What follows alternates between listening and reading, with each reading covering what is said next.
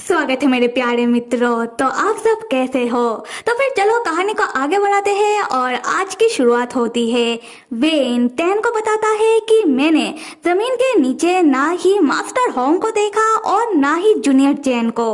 ये सुनकर tan when से तरह तरह के सवाल पूछने लगता है। टैन पूछता है कि वेन, क्या तुम अपने आंखों में पट्टी बांधकर जमीन के नीचे गए थे और सिर्फ सुनकर वापस आ गए हो? अच्छा छोड़ो, ये बताओ कि जमीन के नीचे दानव राज तो होगा, वो किधर है? या फिर यही बता दो कि जमीन के नीचे कितने जंगली बीज थे? वेन टैन के सवाल से परेशान होकर टैन को असली बात बताने लगता है।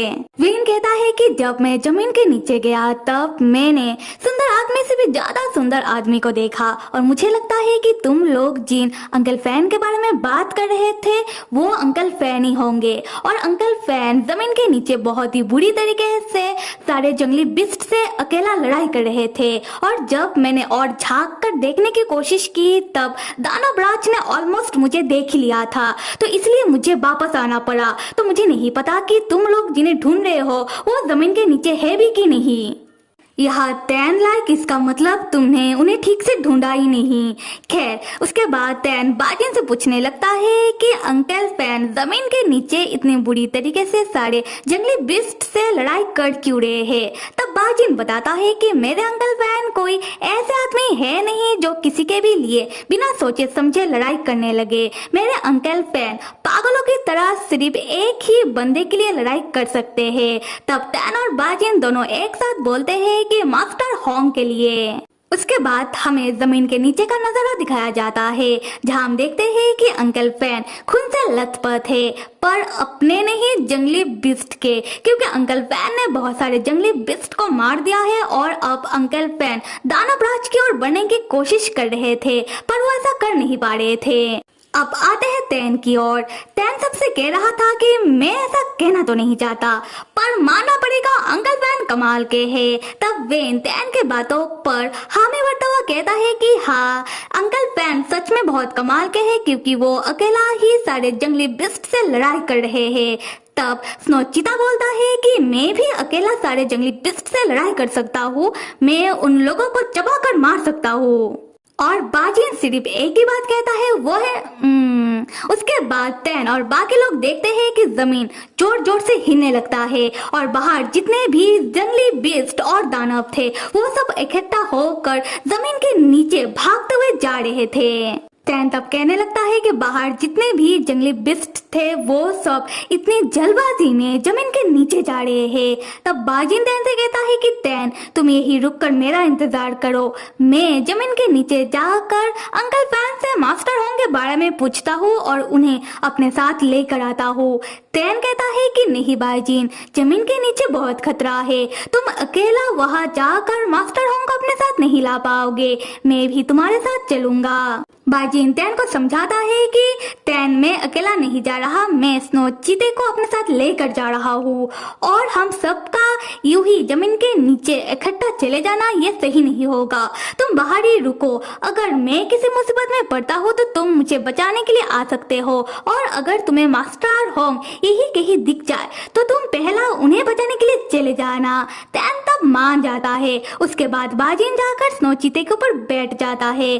टैन कहने लगता है कि तुम सब सावधानी से जाना। स्नो चीता कहता है कि टैन तुम फिक्र मत करो, मैं मेरे मास्टर का ध्यान रख लूंगा। उसके बाद बाजिन स्नो चीते के साथ अंकल फैन के सामने आकर खड़ा होता है। तब अंकल फैन के पास जितने भी जंगली बिस्ट अंकल फैन से लड़ाई करने के लिए आ रहे थे, स्नो चीता उन जंगली बिस्ट को एक ही वार में मार देता है। अंकल फैन बाजिन को देखकर चौंक कर कहते हैं कि बाजिन तुम।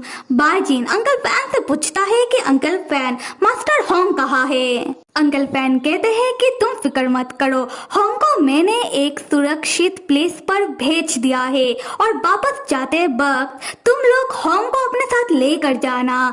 तब बाजिन पूछता है कि अंकल फैन आप नहीं आ रहे हो? अंकल फैन कहते हैं, मेरे बेटे तुम दानव राज को देख रहे हो।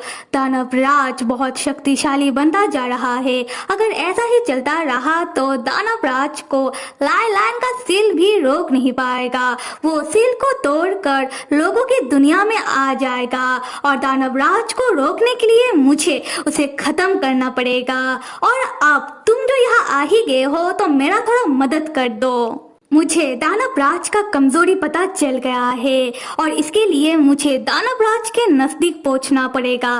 पर उसके हाथों के कारण, मतलब इतने सारे हाथों के कारण मैं दानव राज के नजदीक नहीं पहुंच पा रहा, जिससे मैं दानव राज को एक ही बार में खत्म कर सकूं। तब बाजिन अंकल फैन की बातों को समझ जाता है और मान भी जाता है। उसके बाद बाजिन अपनी काली वचन की शक्तियों को इकट्ठा करने लगता है अंकल फैन की मदद करने के लिए।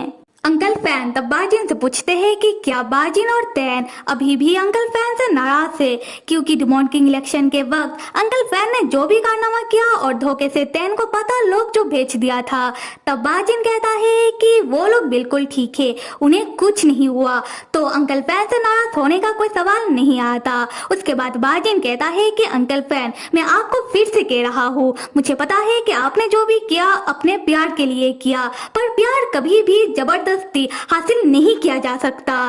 तब हम देखते हैं कि बाजिन अपनी काली वचन की शक्तियों से अंकल फैन के लिए रास्ता साफ करने लगता है, जिससे अंकल फैन आसानी से दानव राज की ओर बढ़ सके। और हम देखते हैं कि अंकल फैन दानव राज की ओर जाते हुए कहने लगते हैं, अगर मैं होम के साथ जबरदस्ती ना करूं जिससे वो मुझे अपना ले तो मैं क्या करूं। अगर मैं होम के साथ जबरदस्ती ना करता तो शायद होम कभी भी मेरी ओर देखता तक नहीं। हाँ, मुझे पता है कि शायद मेरा प्यार एक तरफा है, शायद ऐसा करके मैं होम को कभी पा नहीं सकता, पर अब जो होगा उसके बाद मैं हमेशा हमेशा के लिए होम के दिल में रहूंगा। उसके बाद अंकल फैन दानव राज की ओर देखकर कहते हैं, ऐसा इसलिए क्योंकि अब होम के ऊपर मेरा उधारी जो रहने वाला है। फिर अंकल फैन अपनी राक्षसी शक्तियों के साथ दानव राज के ऊपर हमला कर देते हैं और यहाँ दानव राज और अंकल फैन के बीच युद्ध शुरू हो जाता है।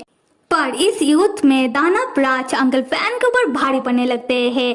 दानव राज के इतने सारे डरावने हाथों के कारण अंकल फैन दानव राज के नजदीक नहीं जा पा रहे थे, बल्कि वो हाथ अंकल फैन को उठाकर पटक रहे थे। अंकल फैन भी उन हाथों को काटने की कोशिश कर रहे थे, पर जैसे ही अंकल फैन एक हाथ को काटते हैं तो दानव राज के बाकी सारे हाथ आकर अंकल फैन को रोकने लगते हैं। दूसरी तरफ हम तैन को देखते हैं। जैसा कि हमें पता ही है कि तैन भाई साहब कहाँ किसी का बात मानते हैं।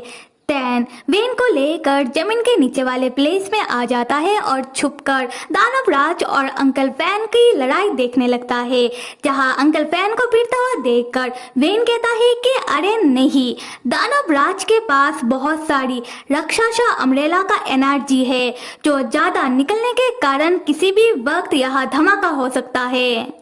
तैन कहता है कि क्या तुम्हारे कहने का क्या मतलब है? राक्षसा अम्ब्रेला टूटने के बाद भी राक्षसा अम्ब्रेला की सैंड को ऐसे एनर्जी बचाव के लिए ये दानव राज इस्तेमाल कर रहा है। वेन कहता है सिर्फ इतना ही नहीं, मुझे लगता है जैसा कि हमें समझ आ गया कि दानव राज जंगली बीस्ट को खाता है। अब यहाँ पर जितने भी जंगली बीस्ट है दानव राज उन सबको एक साथ निगलने वाला है अपनी शक्ति को बढ़ाने के लिए। और मुझे लगता है कि दानव राज ने राक्षसा अम्ब्रेला के एनर्जी को अपने अंदर समा लिया है। यहाँ की सैंड कुछ ज्यादा स्ट्रॉन्ग नहीं लग रहा।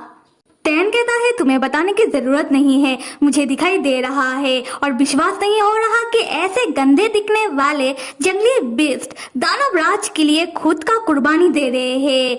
तब हम देखते हैं कि सारे जंगली बीस्ट एक साथ दानव राज के मुंह के अंदर जाने लगते हैं और दानव राज उन सारे जंगली बीस्ट को एक ही बार में खाने लगता है। और यहाँ मैं एक बात बता दूं कि यहाँ दानव राज का दो शरीर को दिखाया गया है। पहला सीनियर जंगलाव का, जिसके अंदर दानव राज का आत्मा है, और दूसरा दानव राज का खुद का, जो ठीक पीछे है, जो एक बड़ा सा डरावने सा दानव का शरीर है, जिसका बहुत सारा हाथ है और जो सारे जंगली बिस्ट को एक ही बार में खा रहा है और अपने शरीर को दानव राज सीनियर जंगलाव के शरीर में से कंट्रोल कर रहा है। खैर टैन तब वेन से कहता है कि इनसे कुछ सीखो। वेन तब टैन का हाथ पकड़ के खींच के ले जाने लगता है, ये कहते हुए कि टैन ये सब देखना बंद करो और चलो यहाँ से। ऐसे भी राक्षसा अम्ब्रेला का एनर्जी और राक्षसी ओरा का एनर्जी एक साथ टकराने से यहाँ किसी भी वक्त एक बड़ा धमाका हो सकता है, और अगर ऐसा नहीं भी हुआ तो ये दानव राज जितनी तेजी से शक्तिशाली हो रहा है वो यहाँ किसी को जिंदा नहीं छोड़ेगा। उससे पहले हमें यहाँ से निकल जाना चाहिए। टैन तब वेन को रोक कर कहता है कि नहीं वेन, हम कहीं नहीं जा रहे। उसके बाद टैन दानव राज और अंकल फैन की घमासान युद्ध देखकर कहने लगता है कि दानव राज का कमजोरी है उसका आंखें, पर अंकल फैन दानव राज की नजदीक नहीं जा पा रहे दानव राज की इतनी सारी हाथों के कारण। तो फिर मेरे प्यारे वेन, अब समय आ गया है कि हम टीम अप करके अपनी काम को अंजाम दे। ये सुनकर वेन का पसीना छूटने लगता है और वेन घबराते हुए कहता है कि टैन मेरे नजदीक मत आओ, अगर तुम्हें टीम अप करना ही है तो जाकर किसी और के साथ करो, मैं ही क्यों। तो फिर मेरे प्यारे मित्रों, किस बात का इंतजार कर रहे हो? लाइक करो, सब्सक्राइब करो, कमेंट करो। Till then stay with me and see you.